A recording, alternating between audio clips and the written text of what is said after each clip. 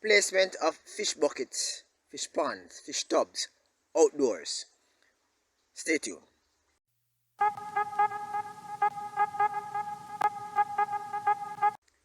Hi everybody, welcome to another episode of this channel, vlog, whatever you call it, right? Today I share with you a typical issue in which a lot of persons in Jamaica are practically going into fish keeping outdoors, right?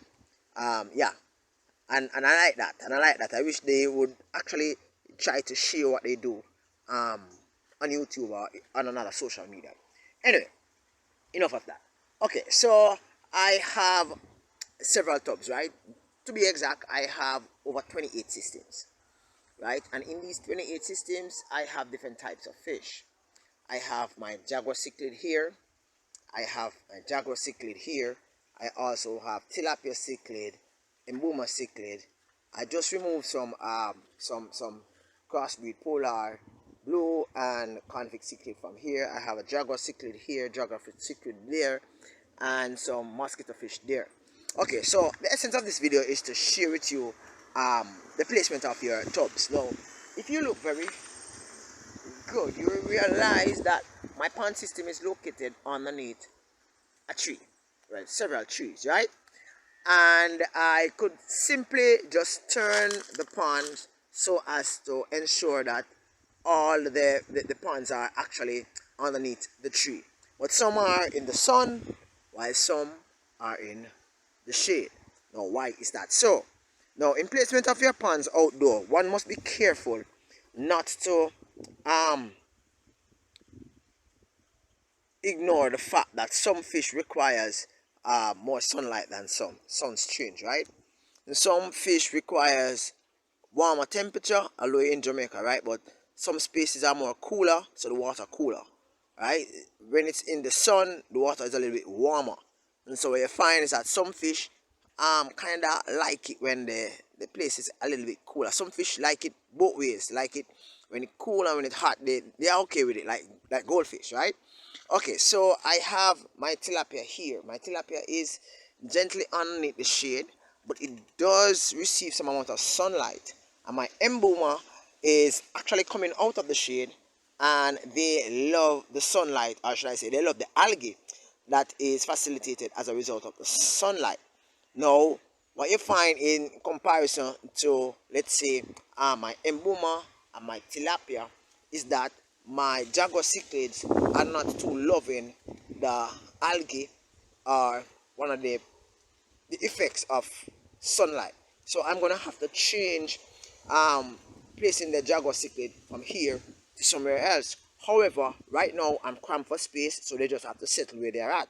As a result of that, I have actually placed some amount of shading, whether it be board, plastic or whatever, covering over it so as to facilitate the slow growth of algae. Meanwhile, I would actually clean it a little bit more regular than, let's say, this pond and that pond, which is the emboma and the tilapia. Now, the emboma pond, you see it looking a little bit green, right? Okay. To be honest, I have not actually gone into this pond for probably about 2 to 3 months, right? Partly because the emboma cichlid, they are algae consuming fish species. So it depending on the type of algae though, they like to nibble on algae. So on the rocks in which they actually live in between, they are rock dwelling fish, emboma. Wow, this wasp is like it want to bite me. Yo brother, me and your friend in my youth, how are you do? Oh, I mean no say me and your friend, right? Me and your friend. Alright, cool. So the emboma is here, and even if I do not feel, hey, me kinda feel right now take a wasp bite in the holiday. No, really normal. Alright, so the emboma cichlid, especially when they are breeding, they like algae. And although they don't like when I feed them, each time I'm standing here, they are coming up thinking I'm going to be feeding them, right? But the emboma, they will nibble at the algae on the rocks. So I do not have to worry myself about the algae actually getting out of control within the pond. They will take care of that. Also, my tilapia, right? My tilapia, they nibble on the algae, so the algae is under control. Now, my jaguar cichlid in this pond, it's about probably about 3 inches in length, right? It doesn't really fancy algae. What it likes the foliage, or should I say, the plants, or the algae when it kind of clog up, right? And it likes it to hide under. So when anything comes to drink water, like lizards or bugs or anything, it will just launch out at them and actually consume them, right? So it's loving that, right? Also with my larger jaguar cichlid, it's about probably about 10 inches in length, right? I've shared features of this fish um, several times in the past, right? So these fish are placed directly underneath the tree. The only problem I have is that the leaves of the tree at this time of year, it falls into the water, and I am going to have to pick them up regularly, right? Also, I have a chromite that is spawning right now in this pond. Chromites don't fancy algae water, so they won't really, they won't really grab at it. So the water is underneath the tree. Well, the container is underneath the tree, so as to ensure that the water stays at the right color, pH, and temperature, right? I had some goldfish in this after doing some water change.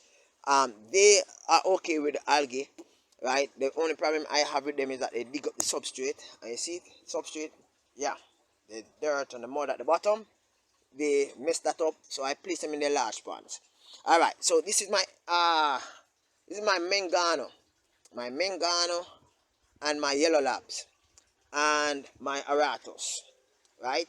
These 3 fish, they like algae, so I'm placing them at this juncture within my pond system is a good move, because although the sun is not directly on the container, right, but some amount of algae is there, so during the course of the day they can actually nibble on the algae itself and find themselves in a good position, right, as far as health is concerned and as far as feed.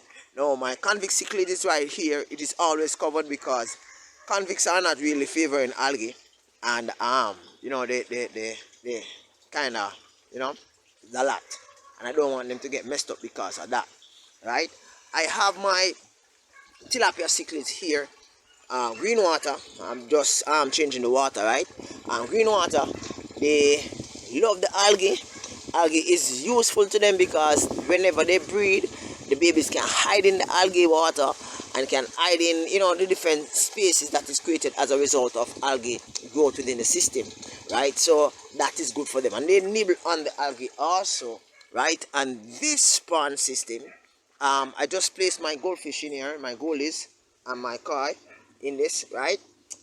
This is practically in the middle, right, where in which a lot of sun is actually penetrating this pond system, and as you can see, there's a lot of algae built up at the sides of the pond, right? Now goldfish and koi, they like algae, right? So they will not find it distasteful. They will actually nibble on it, and they will do good, right?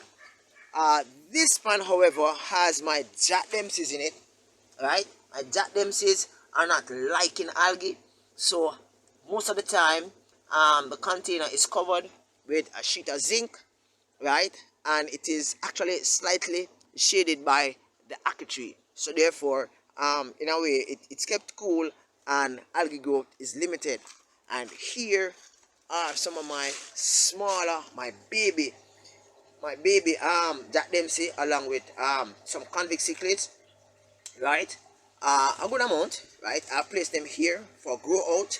Now these fish, right, they don't like algae, so they are placed underneath the tree directly, covered by zinc, right, so as to ensure that it is shaded, the water is kept cool, and they have a good pH, a water balance system, and they are doing okay, right? And yeah, I only give them air filtration, and I change the water regularly. So in actually placing your ponds within your yard, you have to be careful as to where you place your ponds. You have to be careful as to the type of fish that you place in the different ponds, because you might just be right in the depth, warrant for your fish stock, right? Yeah, you have good intention and you have good aeration, you have good system setup, but the sun can be really a pain. Some persons, instead of going through all of this, placement of ponds and all that, they would actually put up what I call it, a little sun area, that the thing where like a little curtain, like black curtain, sun cloth or whatever around it. um yeah, green space. But it's kind of a little expensive to do that, and it requires a lot of repairing and a lot of, every time I have to go back through it because the breeze is not really normal. All right, thank you very much for stopping by. Have a wonderful day, people. Bye bye, catch you next time.